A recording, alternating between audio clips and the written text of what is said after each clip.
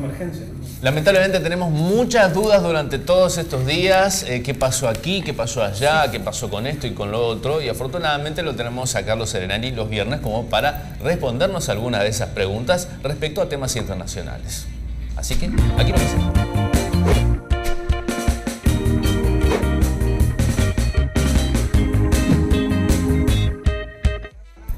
¿Qué tal? Muy buenos días, con muchas novedades, mucha actualidad y muchas cuestiones relacionadas con Latinoamérica, que está teniendo momentos importantes. Comenzamos hablando de Venezuela, donde, como saben, está llegando a su fin la hegemonía del chavismo con la victoria en las pasadas elecciones de la oposición, y lo concreto es que esta semana tenía lugar la última sesión ordinaria de la Asamblea Nacional, que es la única cámara legislativa de ese país. Pero el chavismo, para intentar prolongar de alguna manera su hegemonía en esa cámara, ha decidido convocar a sesiones extraordinarias. Serán concretamente la próxima semana, el martes y el miércoles, es decir, hasta el último día antes de Nochebuena. La intención principal del chavismo es elegir a 12 integrantes del Tribunal Supremo de Justicia, lo que le ayudaría a tener un control de ese organismo que se presenta como muy importante de cara al futuro de Venezuela, cuando a partir de inicios de enero asuman los nuevos integrantes de la Asamblea Nacional y por lo tanto pierda esa mayoría el chavismo. Y es importante ese control del Tribunal Supremo de Justicia, porque allí se dirimirán los conflictos de poderes que seguramente comenzarán a ser moneda corriente en Venezuela con este recambio en la Asamblea Nacional y el control por parte de la oposición. Mientras se desarrollaba esa última sesión ordinaria esta semana de la Asamblea Nacional, emitía un discurso Nicolás Maduro delante del Palacio de Miraflores, donde llamaba a la rebelión de la gente en contra de las medidas que vaya a adoptar, dijo la derecha, que es quien va a pasar a controlar ahora la Asamblea Nacional. Así que se presenta el próximo año como muy convulso seguramente en Venezuela en cuanto a conflictos de poderes, pero mientras tanto, por lo pronto, estas dos sesiones extraordinarias a las que ha convocado el chavismo para la próxima semana, que significarán las últimas antes de perder esa hegemonía que lleva a lo largo de los últimos 16 años en la Cámara, en la Asamblea Nacional venezolana. Cambiamos de país, vamos a hablar ahora de Brasil, donde también hay importantes novedades. La principal se conocía en el día de ayer, y que es que la justicia ha frenado el proceso de juicio político contra la presidenta Dilma Rousseff. Ha declarado nulo lo actuado hasta ahora en el Congreso y dice que hay que volver a iniciar este proceso. Esto porque consideró que no fue legítima la constitución de la Comisión Especial en la Cámara de Diputados, que es la que debe estudiar el pedido de juicio político contra Dilma Rousseff. Por 8 votos contra 3, la Corte Suprema anuló la constitución de esa comisión especial y dijo que hay que volver a sesionar y volver a conformarla. Esto porque sus integrantes habían sido elegidos por voto secreto, y esto, según la Corte Suprema, incumple lo que indica la Constitución Nacional y por lo tanto retrotrae el proceso hasta el principio y ordena realizar la elección de esa comisión especial mediante una votación abierta. Recordamos que en esa comisión había logrado la mayoría la oposición allí en Brasil. El diputado Acuña, que es el presidente de la Cámara de Diputados, sí, bueno, esta semana su casa y otras residencias más que tiene político fueron intervenidos por la Policía Federal, fueron allanados. Efectivamente, una serie de allanamientos es la otra cuestión importante que ocurrió en Brasil, el allanamiento de Eduardo Cunha, el presidente de la Cámara de Diputados, tanto en su casa en Brasilia como en una residencia que tiene en Río de Janeiro, también en una oficina allí en Río, pero también hubo más allanamientos de otros 2 legisladores y de 2 ministros brasileños, todo esto en el marco del caso Petrobras, que investiga una multimillonaria estafa en esa empresa petrolera estatal. A Eduardo Cunha se lo acusa principalmente de haberse quedado con alrededor de 5 millones de dólares provenientes de esos desfalcos en Petrobras, y además de tener cuentas en Suiza con dinero de dudoso origen, lo que también supone que esté siendo investigado en la propia Cámara de Diputados.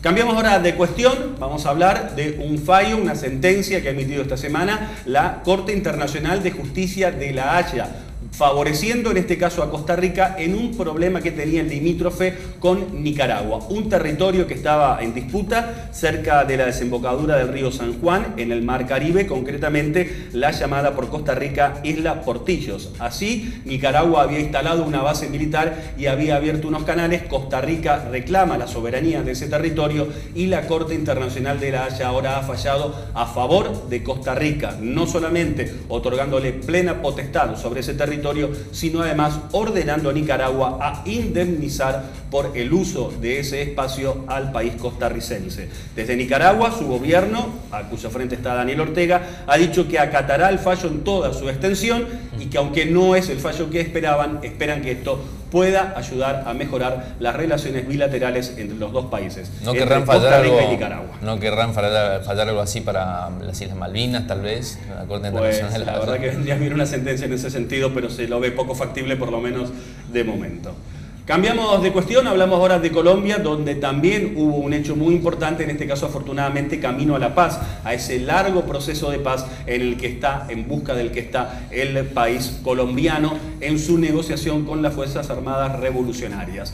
Lo fundamental es que se ha cerrado ahora un acuerdo más que ha sido clave. Había un año y medio hacía que se venía discutiendo sobre este aspecto en particular, que es a la reparación de las víctimas del conflicto armado, del conflicto entre las FARC y el gobierno colombiano. Se llegó a un acuerdo de reparación, van a ser indemnizadas y reparadas las víctimas de este conflicto. Quienes hayan cometido delitos graves en este marco no irán a la cárcel si admiten su culpabilidad y dan un resarcimiento a las víctimas, pero sí van a ver restringidas sus libertades. Este acuerdo fue anunciado el pasado martes en La Habana, Cuba, que es donde se está llevando a cabo este proceso de negociación que ya lleva el proceso en general 3 años y este aspecto en particular 1 año y medio. Era el considerado clave, era el más difícil de destrabar, por lo tanto ya queda ahora allanado, al parecer totalmente el acuerdo, el camino hacia un acuerdo definitivo entre el gobierno y la FARC allí en Colombia, un conflicto que dejó a lo largo de las últimas décadas nada más y nada menos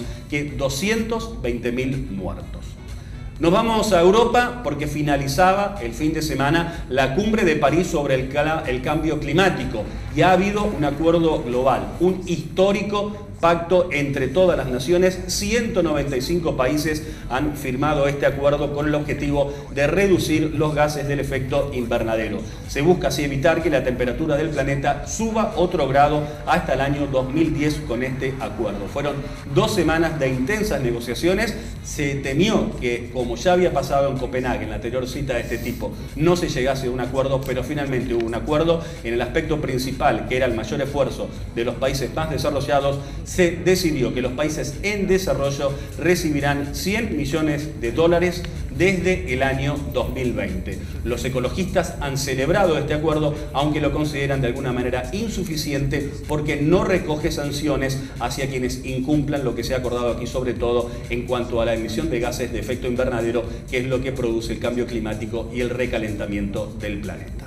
Y vamos a hablar por último de España, donde el próximo domingo, es decir, pasado mañana, van a celebrarse elecciones, unas nuevas elecciones allí, con 2 candidatos en pugna: Mariano Rajoy, el actual presidente, que busca la reelección por el Partido Popular, y Pedro Sánchez, del Partido Socialista, que es su principal rival. Se renuevan 558 de los 616 escaños del Congreso de Diputados y del Senado. Tras esta elección, porque sí, en España el proceso electoral es muy particular, es el rey quien dice quién debería ser el presidente del país. La tradición indica que el rey, a quien elige, a quien postula, es al candidato del partido que resulta más votado en las elecciones, pero como allí en España la elección no es directa, es la Cámara de Diputados quien debe elegir quién va a presidir la nación. Según las encuestas, el Partido Popular de Mariano Rajoy tiene más votos, sería el más votado, pero no lograría la mayoría suficiente de la mitad más 1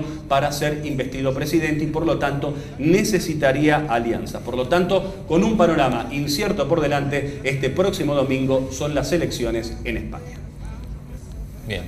Entonces, con más probabilidad, por ahí podría llegar a ese lugar el candidato del Partido Socialista. Entonces, es probable que por no ser el más votado, según las alianzas que se vayan tejiendo, termine siendo el candidato del Partido Socialista el más votado. Por cierto, ayer durante la campaña hubo un incidente, le pegaron un trompazo a Mariano Rajoy mientras realizaba una caminata por su Galicia natal. Un joven de 17 años se acercó a él y le dio una trompada que incluso hizo volar las gafas, le dejó una marca en la cara y el joven fue detenido. Opa, bueno. Me hizo acordar en realidad que pensaba que eso podía pasar en cualquiera de las caminatas de ciertos políticos, acá por la ciudad de Posadas, por barrios, en paseos en la costanera. Yo dije, en realidad había ciertos políticos que yo decía, están así de que les pase una cosa como esta, y bueno. Pensé que iba a decir, no, a este le quería dar una cosa no, así. No lo pensé, pero dije, qué arriesgado, ¿eh? Como que hay algunos que yo decía, va a venir alguien en cualquier momento a darle una trompada, pero... Sí, pero acá transcurrió todo con más tranquilidad y normalidad. Bueno, acá pasó en una época con uno de los candidatos, Alex Ziegler, ¿no? Que estaba caminando, ¿no? Sí, por los barrios de Posadas, y uno que estaba, lo quitó de remate, le dio con un palo, me parece, por la cabeza. Pero bueno, no pasó a mayores, fue candidato a gobernador y bueno, tal vez le va a ir muy bien a Ziegler, porque bueno, apoyó a Mauricio Macri, recordemos, el actual presidente. A quien le va a ir muy bien es a Carlos Serenelli, porque se va a quedar con nosotros un ratito más para el firulete del día de hoy. Situaciones tentadoras, por ejemplo, estamos viendo esta fotografía donde uno ve una rampa y por qué a uno no le da como para acelerar a fondo y hacerse el James Bond. Fotografías de situaciones donde, mira, también. Todos los mismos, son tentadoras pero son riesgosas hasta ahora las situaciones posibles.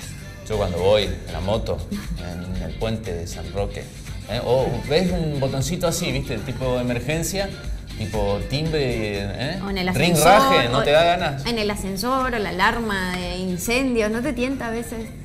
Qué maldad, Bueno, ¿a quién no? Ve dólares en el mingitorio. Ahora que puedo comprar dólares, no me llevaría algunos que no sean míos. Una caja que uno la saca y cae todo, ¿no? Este viene travieso, ¿no? O de agarrar el sanguchito que alguien se olvidó en el colectivo. Esta debe ser la más peligrosa de todas. Que vi hasta ahora comerte un sanguchito que estaba dejado en el colectivo. Tal vez una factura, tal vez en este caso una donut. Donut, ¿así se dice? Sí, donuts. Bueno, esto de estar sentado y alzar las piernas, ¿por qué no? No. Para acomodarse. O ver estas imágenes en la calle, en el cine y posar para fotos artísticas como esas, ¿no? ¡Qué lindo gatito! Quédate un ratito más ahí que estoy por abrir la canilla. Yo debo confesar que me pasa a veces cuando me siento en una mesa del restaurante y quedó algo que, no sé, una aceituna de la pizza anterior, por ahí eso claro, sí me tienta. Te da ganas de picotear. Sí, esa es la situación tentadora para mí. Me siento en una mesa, en un restaurante que todavía no fue levantada y quedó comida que no fue tocada, digamos, y llegaste con hambre al restaurante, por ahí eso. Bueno, recuerden, si usted es mozo y ve por ahí que quedó una aceituna, ya sabe. Mire por otro lado, por favor, eso. Pueden mirar por otro lado. Bueno, Carlos, muchas gracias. Buen fin de semana. Gracias igualmente. Hasta luego. Ah, es el último viernes que lo vamos a Último viernes, así es, porque ya después Navidad y 1 de año. Bueno, entonces sí. Te vamos a extrañar, Carlos. Bueno, hasta el año que viene, entonces. Yo también, hasta el año que viene. Así es. Bueno, gracias, Carlos. Hasta luego. Nosotros vamos a una pausa y ya volvemos.